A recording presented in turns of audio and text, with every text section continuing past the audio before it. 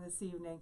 Welcome to Sabbath Collective, a community of people interested in celebrating the Sabbath and pursuing God through a Hebraic worldview of the Bible. Well, if people were to stop you, hey Rob, great to see you. Shabbat Shalom. Julie Rose, good to see you, honey. If I were to stop people on the street and ask them what their most favorite psalm is, or even the scripture that maybe they could quote by heart, I would probably hear Psalm 23. Everyone is familiar with this psalm, and pretty much everyone, and if you grew up in church, it may have been the very first scripture you ever committed to memory. It's often read at times when comfort is needed, like possibly a funeral.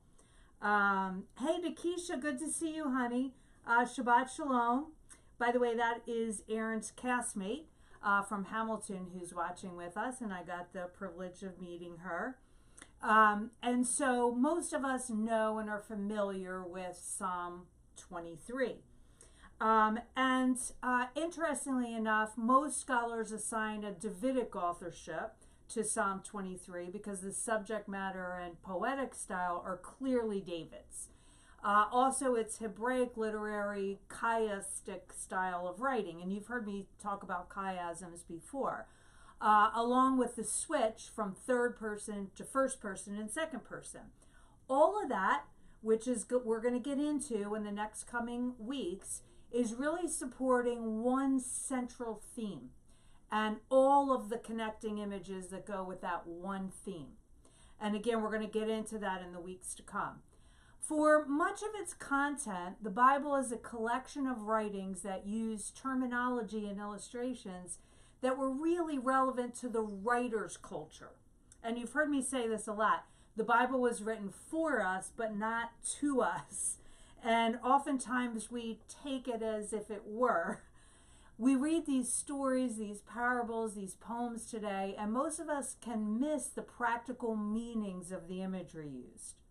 So through this series on Psalm 23, we'll look at what these words and images would mean to those who were experiencing life at this time. And again, this is an agricultural society. For instance, you can see this image of a Maasai shepherd, and this is today, but you may not know that Maasai boys become shepherds. Now, they're mostly cattle, but some do goats and sheep as well. Before they are fully grown men, and become warriors and hunters, they learn to be shepherds, which is why I use this as our graphic for this week, because it's such a great image. The Maasai young boy who will become a warrior and a hunter, but learns that path by first being a shepherd and caring for his flock. By the way, just like David. So let's read Psalm 23 together. And we're going to read this from a version that you know, which is the complete Jewish version. And it's really the best version. Hey, Danielle, great to see you. Sissy, good to see you too. The more familiar other versions have a lot lacking, okay? So we're going to read this from the complete Jewish version. A Psalm of David. Adonai is my shepherd. I lack nothing. He has me lie down in grassy pastures. He leads me by quiet water. He restores my inner person. He guides me in right paths for the sake of his own name. Even if I pass through death-dark ravines, I will fear no disaster. For you are with me. You see that shift there? For you are with me. Your rod and staff reassure me. You prepare a table for me, even as my enemies watch. You anoint my head with oil from an overflowing cup. Goodness and grace will pursue me every day of my life, and I will live in the house of Adonai for years and years to come. Isn't that just a beautiful version? Note that the psalm doesn't actually begin with the Lord is my shepherd or Adonai is my shepherd. It actually begins with a phrase, a mizmor, which is Hebrew for a psalm of David. Mizmor means a song of praise. So let's take note of this because this is really cool. And again, when you study the Hebrew language, it just really goes deep and supports the whole meaning of the text. So let's first take notice of the structure of the word in ancient Hebrew pictographs. And again, before there was Hebrew letters, there's Hebrew pictographs. So I'm going to zoom in for you so you can see this a little. The Hebrew word for psalm is mizmor, and it's spelled mem, zayin, mem, vav, resh. And let's take a look at the ancient Hebrew pictographs. And again, the word means psalm or melody or song of praise. The first letter is mem, and what mem shows us is it's a picture of water. The pictograph is water, and it means chaos or this unbelievable strength. And the second letter is zayin, and that is the word picture of a sword, and it means cut and sustains. The third letter is the letter mem, again, which is water or chaos. The fourth letter is the letter vav, which is the word picture of a tent stake, what holds down a tent, and it means establishes and secures. And the last letter in this really interesting word, mizmor, the last letter is the letter resh, and it's the picture of a person's head. And the meaning that we get when we see these letters of the word mizmor, which means psalm, is chaos, cut off from chaos, secures the person. So I'm going to say that one more time because I know it doesn't sound like the kind of English we speak, right? Chaos, cut off from chaos, secures the person. What? A psalm of song of praise is chaos cut off from chaos secures a person? So what does that mean? So we need to remember that biblical Hebrew is the language of connections, of remembering. And we always ask this when we study and when we read the text, we always say, where was the first time I heard that word or saw that phrase? Well, rabbinic commentaries will tell you the very first time that the song of praise is sung in scriptures is found in Exodus 15:2. It is Moses' song of praise to Yahweh for the victory over the Egyptian army at the Red Sea. So how did that victory happen?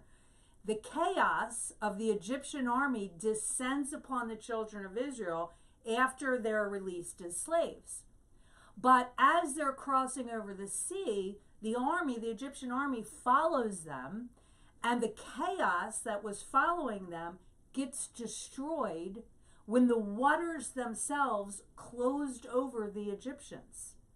So chaos, which came from the Egyptians, was cut off by the sea. What is sea? Mem, right? The water, or chaos. Chaos is cut off by chaos, which saves the people of Israel. Are you tracking with me on that? Let me see your thumbs up if you got that. That's the meaning of the word mizmor, which is translated psalm. Chaos that cuts off chaos, which saves a person.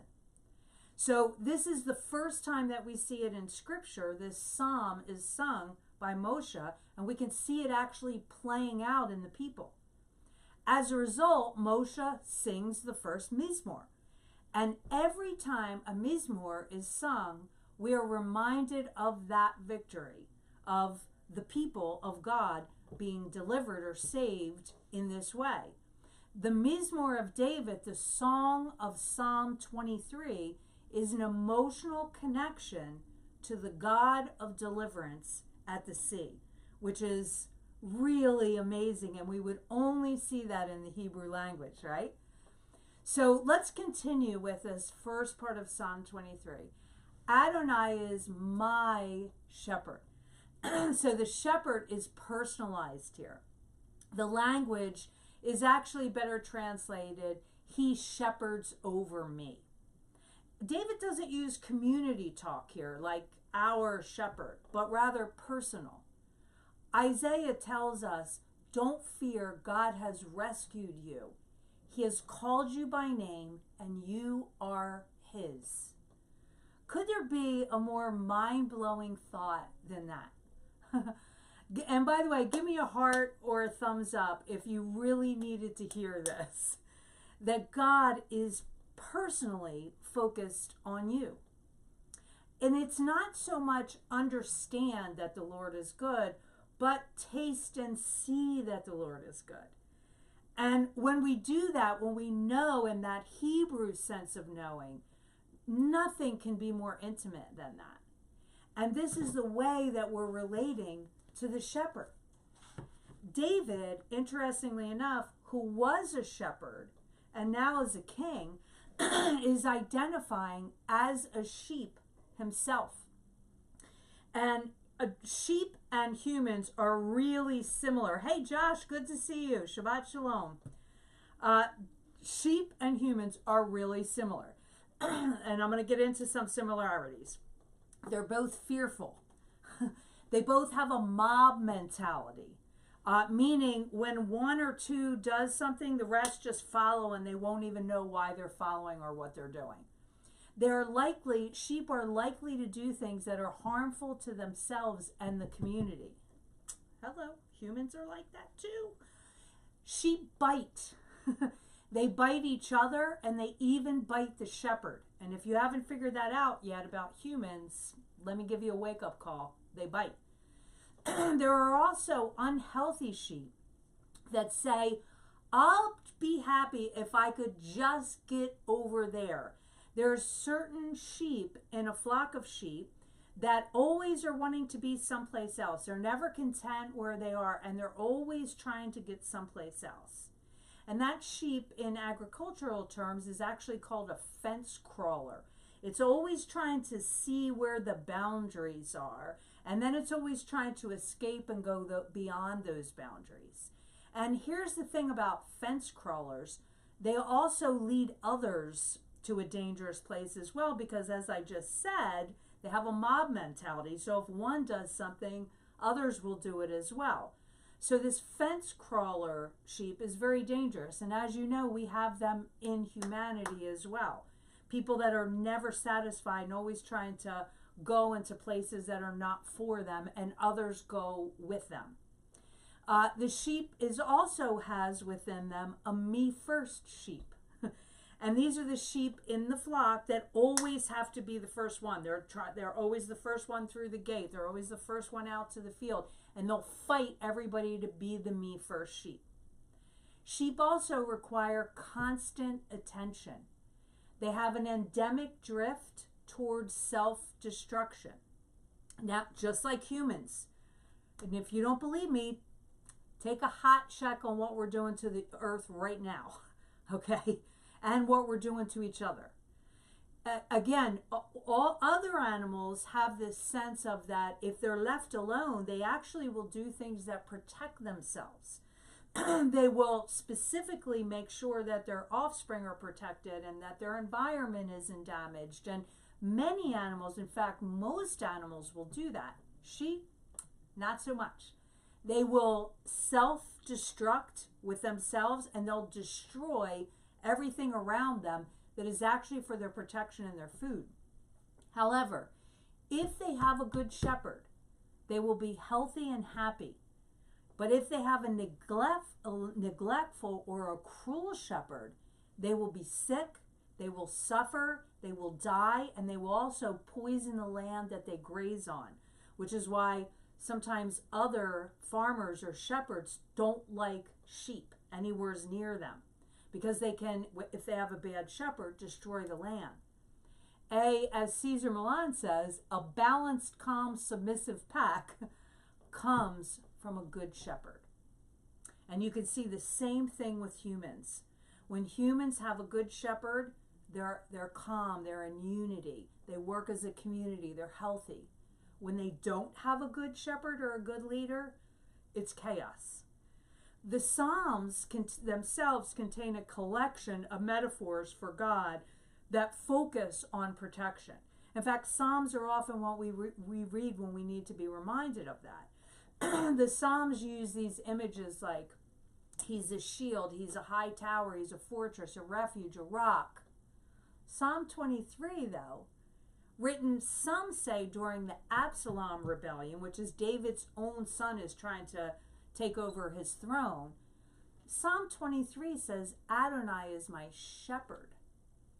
David, using the my shepherd language, contrasts our modern imagery of a leader that would keep us safe today using walls or tanks or bombs.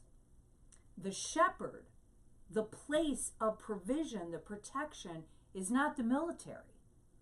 A shepherd protects his sheep with very few weapons and ones that only he uses, and I'm going to get into that. And he protects them in an open wilderness with no armies or walls, because a true shepherd is that good. And I'm going to get into how he does that in the weeks to come. Shepherd is the word ra'ah, and it means to feed, to graze, and to drive out to pasture. Now, the first thing we need to know is that this isn't a noun, and this is really interesting, so stay with me here. The verse uses a verb here. As our good friend Skip Moen says, this verse that we all know so well is a verb we don't know at all. It doesn't say that Yod-He Vav-He is a person called a shepherd. It says rather, Yahweh or Adonai shepherding me. And then he goes on to explain what shepherding is. Feeding, guiding, correcting, and everything a shepherd does to make sure that I and you are safe and part of the flock. He's not a shepherd, he is shepherding. And the reason why that distinction is really important is because we cannot put God in a box. Okay? We can't define him by one of many things that he does. He's not a shepherd in the sense, but rather he's shepherding. That's how it's phrased. That's how I know him, as the one who cares for and watches over me. And that's how he expresses himself in actions, not a static definition or title. In the Paleo Hebrew text, the word shepherding consists of resh, ayin, yod. And the word picture is the person who sees deeds. Okay, so follow with me. Hey, Neats, good to see you, honey. So follow with me here. Shepherding is the word picture, resh, ayin, yod. The word picture means the person who sees deeds. So Adonai shepherds me and shepherds you by seeing our deeds. He knows exactly how to guide, how to protect, how to lead, and how to feed me because he sees me. And he sees me by what I'm doing, even when we think no one is looking. Now, let me give you a quick example of that so that you kind of, amen to that, Alexandra. So that you kind of understand that in a very practical way. Some years back, I was pastoring a church in Brooklyn, and we had a gentleman who was probably in his 50s or so, and he had a very rough life, and he looked kind of rough, and he had some scars on his face and on his body, and we needed people to greet people as you came in to the church, and so he volunteered, and he stood at the door and greeted people as they came in, and he did a really great job, and he was always on time, and he would pick people up on the way and bring them with him. But I noticed something about this man, that as soon as he was done with the greeting part, and even while he was greeting, he would always focus in on the kids. He would zero in on the kids, and he loved them. And he would be animated with them, and he was kind of like a hard-looking guy, but he would be animated with the kids. He'd be playful with the kids. He just loved the kids. And he would go down and kind of help the teachers as assistants with the kids. And we did background checks of all the people that would serve in our kids department, and so we knew he was safe down there. But I noticed his face, he was much more animated and joyful when he was talking to the kids. And so one day after the service, I called him over and I said, hey, I noticed you were downstairs, and I noticed the very first chance you get, you run from that door to downstairs with the kids. He goes, oh yeah, I love them. And I'm like, well, would you rather be down there instead of being a greeter?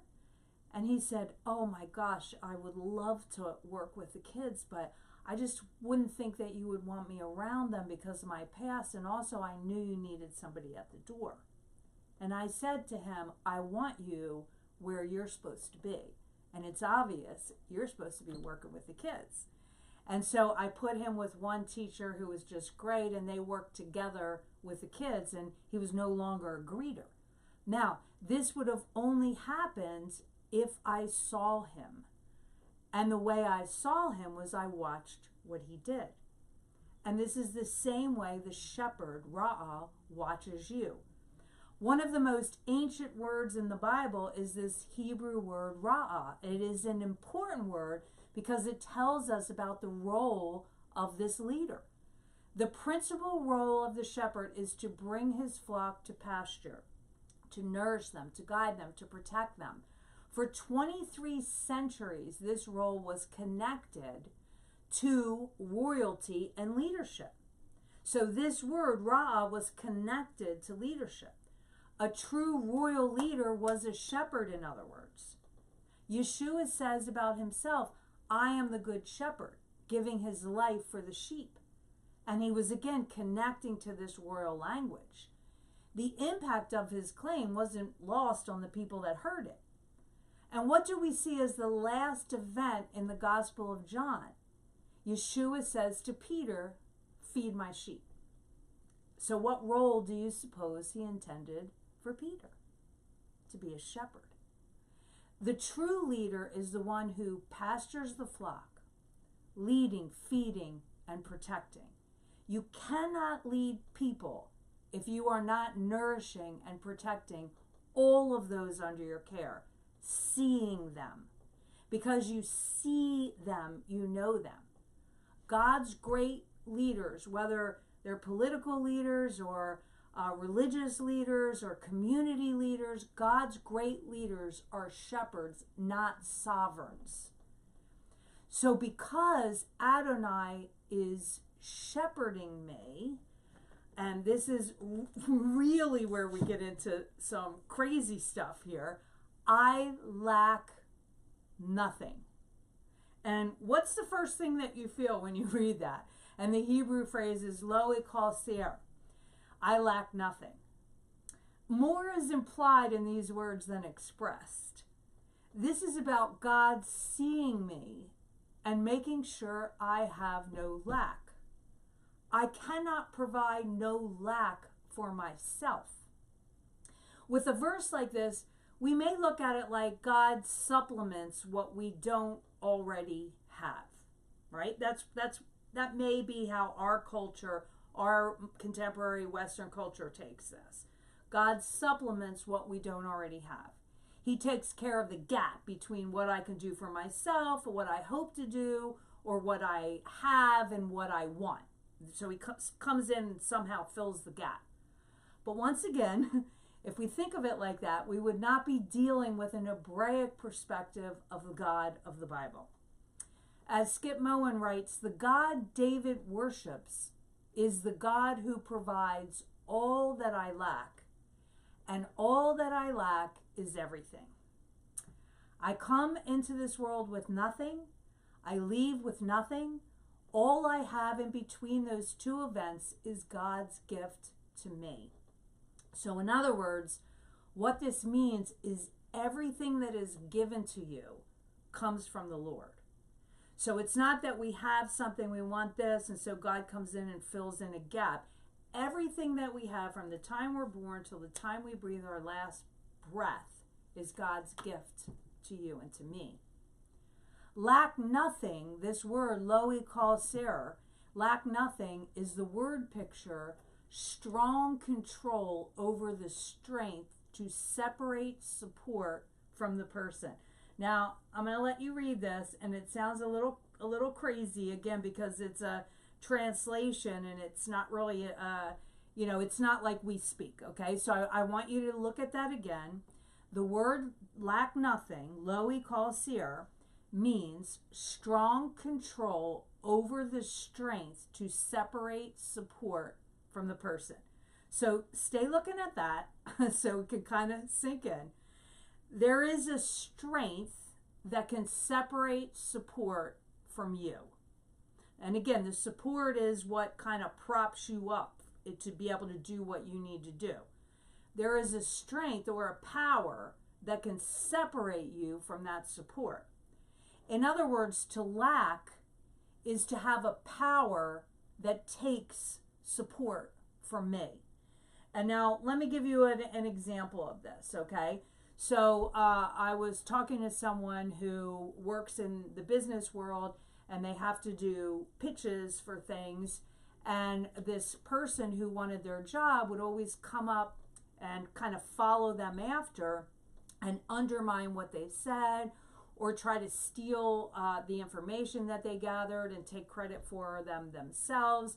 And so this person had this kind of power over the person I was talking to steal support from them. So they had a very real enemy that was kind of working against them to pull the support out from under them, right? That can happen. That lack, when I have the support that's taken from me, that lack causes me to be unable, to be deficient in my purpose and my ability to fulfill my purpose. When hasar, lack, describes my life, I am desperately incapacitated. Meaning, I don't have the support I need to be able to do what my purpose is. This Mizmor says that Yod-He Vav-He's shepherding means I will never reach the point of no support for me to fulfill my purpose. You will never reach the point of no support for you to fulfill your purpose. You will always have everything you need to fulfill purpose. Now, let's look at David. He was a man pursued relentlessly by Saul, right? And even his own son.